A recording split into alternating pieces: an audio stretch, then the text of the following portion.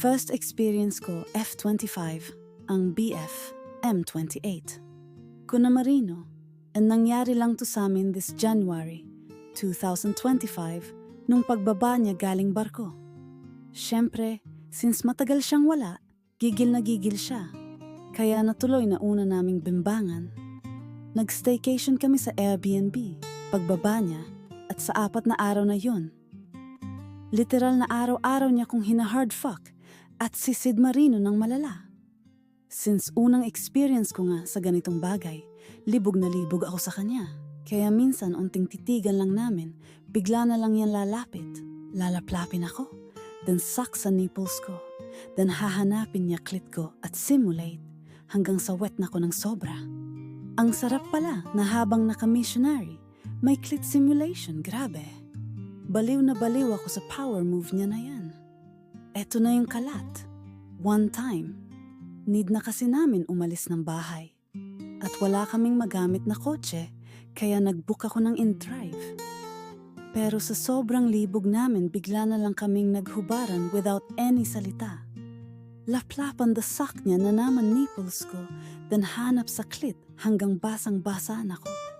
Sinustroke ko rin yung shaft niya. Habang naglalaplapan kami, grabe, sobrang tigas na naman ni Junjun. Habang binabayo niya ko ng todo.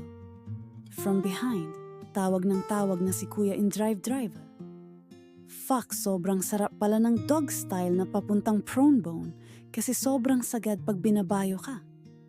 Pero nagpanic na rin ako kasi ayoko naman mag-cancel yung in-drive.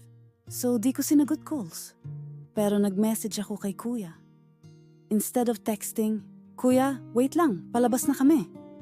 Nasend, "Kuya, wait lang, lalabasan na kami." Hindi ko na napansin kasi nauulol na ko sa pagbayo sa akin ni Marino Jowa. Sobrang sarap.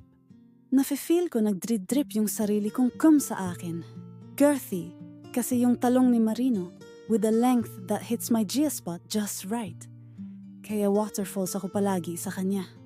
Pagsakay namin sa car, sabi ni Kuya, "Ma'am, nag-ride po kayo?" So ako, "He Kuya." Sabi niya, "I mean start ride na po tayo?" Sabi ko na lang, "Okay po." Pagtingin ko sa phone ko, dun ko na lang napansin yung message ko. "Stop the car, gusto ko na lang bumaba, kahiya!"